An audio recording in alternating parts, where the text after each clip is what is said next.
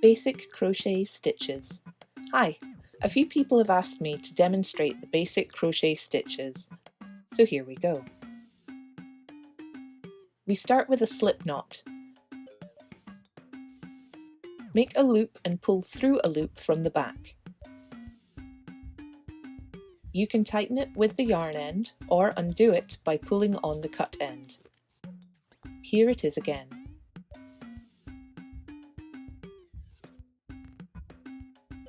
You'll want it knotted tight, but not too tight against the hook. The chain, our foundation stitches.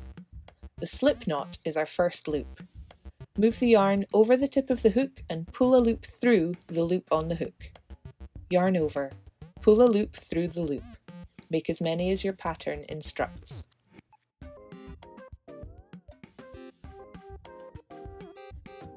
In the second chain from the hook, push the hook through, yarn over, pull a loop through, then pull through the 2 loops on your hook. For the next stitch, move on to the next stitch in your chain. There should be 2 loops of yarn above your hook as you push through. Be careful not to split the yarn. Pull your loop through, then a loop through the 2.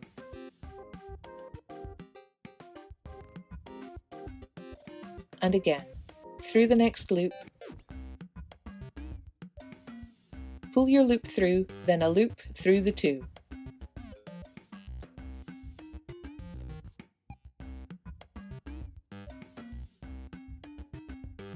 Keep track of how many stitches you should have.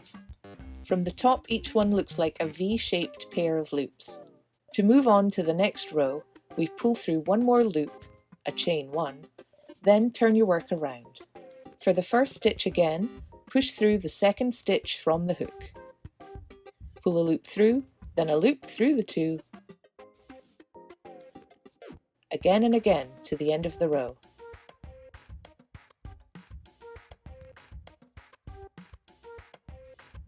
Check your stitches, turn and chain 1.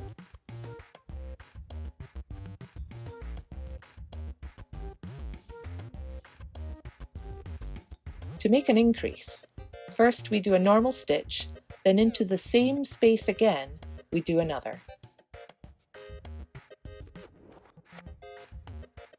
This makes 2 stitches where there was previously 1.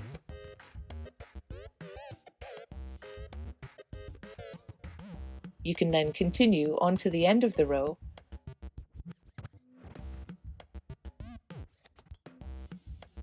We now have an extra stitch.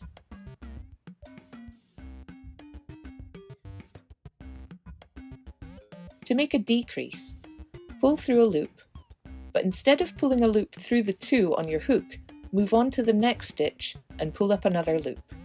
3 loops on your hook. Then pull a loop through all 3. You can continue stitching and have reduced the 2 stitches into 1. If you've reached the end and want to tie off your yarn, you can chain 1, cut your yarn, not too short, and pull the cut end through the loop. Pull to tighten and use a wool needle, if needed, to hide the end. When crocheting in the round, I like to start as before with a slip knot. 2 more chains, then I stitch into the first loop, the knot, repeating however many times depending on the pattern.